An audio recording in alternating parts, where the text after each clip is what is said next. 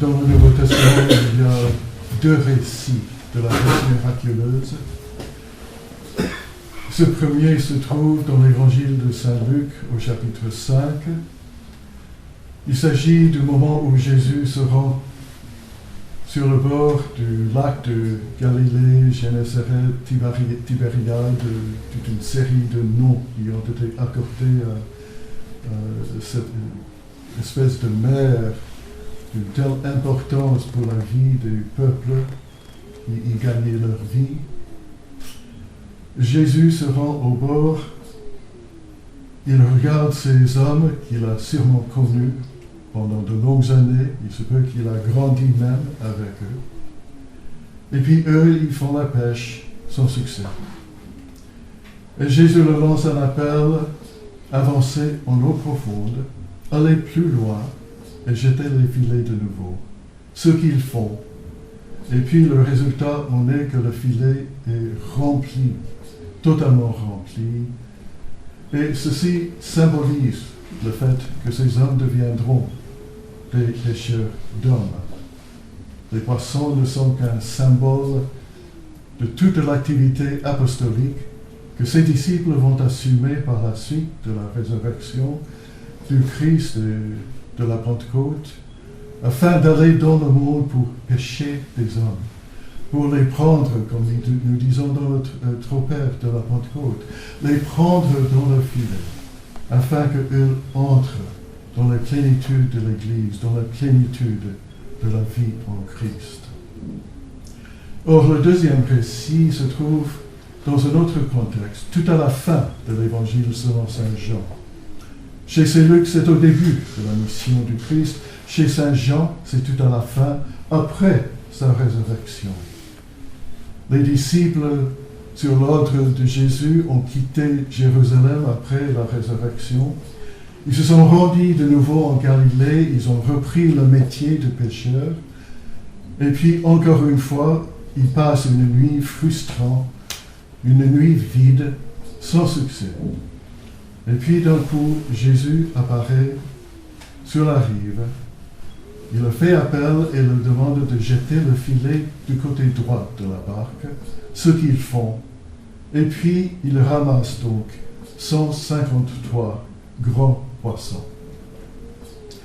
Rien n'est dit ici à propos du fait que les disciples deviendront pêcheurs d'hommes.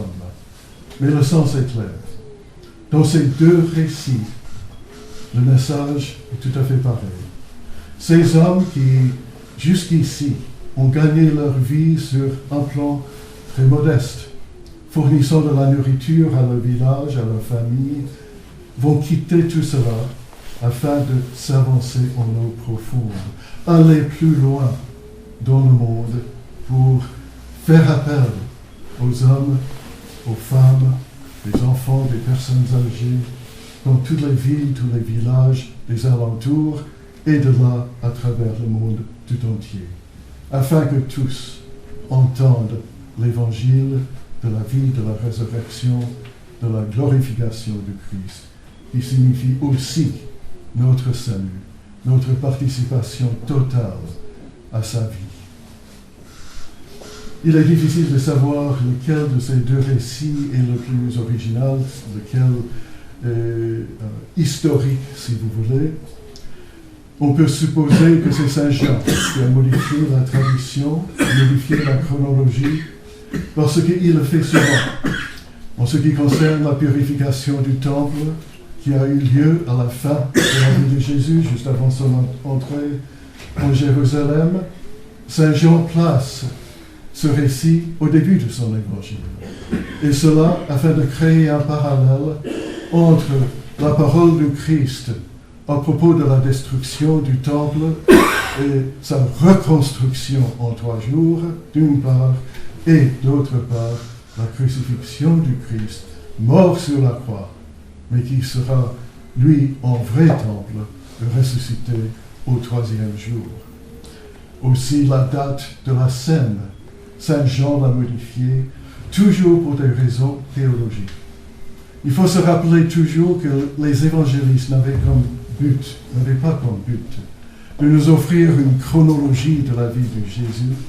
s'est enraciné dans les événements de sa vie, oui. Mais s'ils ont pu modifier par-ci et par-là certains éléments de la tradition, c'était effectivement afin d'affirmer une vérité théologique spirituelle. En l'occurrence, avec la pêche miraculeuse, cette affirmation, comme nous trouvons dans l'Évangile selon saint Matthieu d'ailleurs, tout à la fin de la vie de Jésus, lorsque les disciples se réunissent autour du Christ ressuscité. C'est à ce moment-là où il lance cet appel.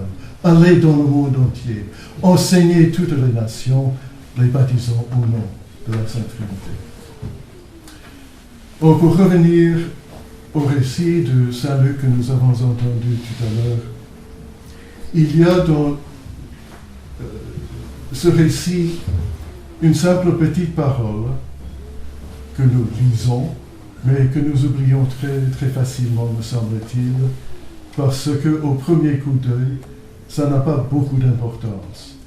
Mais en effet, c'est le cœur même de ce récit, et il a une importance essentielle pour les disciples, mais aussi pour les générations de l'Église jusqu'à nos jours. C'est la petite phrase « Avancez en eau profonde ». Xavier Thévenot, qui est un grand spécialiste de la théologie morale dans l'Église catholique, a donné cette phrase comme titre à un de ses ouvrages, peut-être le mieux connu, « Avance en eau profonde ». Et cela à cause de l'importance de ce symbole.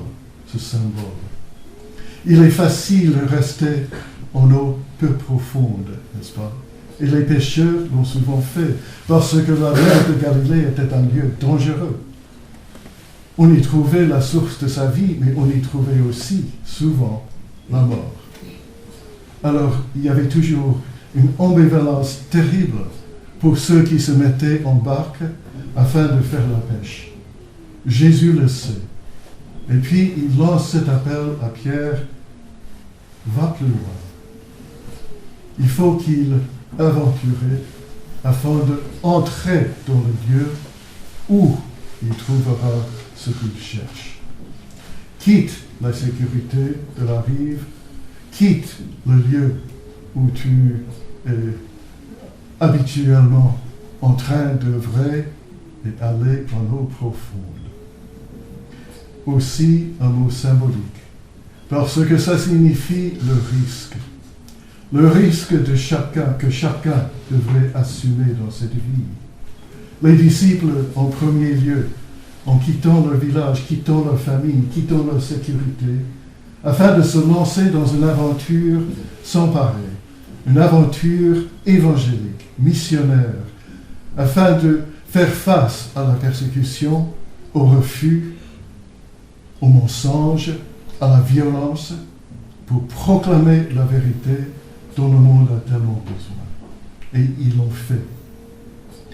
L'appel s'est donc lancé à chacun d'entre nous de faire pareil. Ça ne signifie pas du tout, bien sûr, que chacun est appelé à quitter son lieu d'habitation, sa famille, etc., afin de s'implanter dans un autre pays, un autre lieu du monde. Parce qu'il y a l'eau profonde, si vous voulez, tout autour de nous. Dans ce monde où les gens se trouvent, mais se trouvent dans une attitude de sécularisation, de laïcité, tellement poussée, qu'ils ont perdu toute notion de la transcendance. Ils vivent comme si Dieu n'existait pas, ou bien s'il s'agit d'un Dieu, c'est un petit bon Dieu qui n'a aucune conséquence, qui n'a aucun sens même. Alors c'est dans ce monde sécularisé, c'est dans ce monde qui nous entoure, nos voisins, membres de notre famille, les gens dans les magasins, les gens qu'on croise sur la route, c'est toujours partout. Et puis, c'est à ces gens-là que nous sommes appelés à nous mettre à l'œuvre, à faire un témoignage qui peut se faire de façon très facile. Mais encore une fois, on oublie, surtout à cause d'un certain risque. Peut-être que je serai rejeté, ou on va se moquer de moi si je dis quoi que ce soit à propos de ma foi. Mais c'est un peu comme le choix d'un prêtre de porter la soutane dans le métro. Parfois, on est agressé, c'est vrai. Mais je me rappelle bien, ce n'était pas moi qui l'a vécu, mais un de mes collègues à Saint-Serge. Il était en soutane pendant la semaine, s'est mis dans le métro, en train de lire un livre, et un bonhomme, en clochard vraiment, s'est mis à côté de lui. Et il a dit, « Parle-moi de Dieu ». Et puis voilà, il a commencé tout doucement. Aucune idée de ce qui s'est passé dans la vie de cette personne. Néanmoins, le témoignage était rendu. Il y a toujours des occasions de le faire. Et le monde a besoin de nous, a besoin de chacun de nous. Auprès de nos voisins, auprès des membres de notre famille, encore une fois. Parce que souvent, eux aussi, nous le savons trop bien, sont éloignés du Christ, éloignés de tout ce qui est valeur ultime. Mais je crois qu'il y a un dernier mot à dire à ce sujet. C'est le fait que